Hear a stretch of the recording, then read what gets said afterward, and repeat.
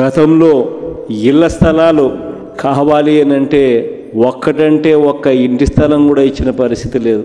ఈరోజు ప్రభుత్వమే దాదాపుగా 6,000 కోట్లు పైగానే ఖర్చు పెట్టి ఇళ్ల స్థలాలను సేకరించి ప్రతి పేదవాడికి ఇంటి స్థలం లేని వ్యక్తి అనేవాడు రాష్ట్రంలోనే ఎవరు ఉండకూడదు అని గ్రామ సచివాలయాలలో ఆ లిస్టును పెట్టి ఎవరికైనా కూడా ఇప్పటికైనా కూడా రాకపోతే కూడా వెళ్ళి చూసుకొని అర్హత ఉంటే నమోదు చేసుకోండి అని చెప్పి ట్రాన్స్పరెంట్గా చేస్తూ అక్షరాల నాన్నగారి పుట్టినరోజు నాటికి 29 లక్షలు అంటున్నారు. 29 లక్షల ఇళ్ల పట్టాలు పంపిణీకి శ్రీకారం చుడతా ఉన్నాం. రాష్ట్ర చరిత్రలో ఎప్పుడు జరగల, దేశ చరిత్రలో కూడా బహుశా జరిగిందో లేదో నాకు డౌటే.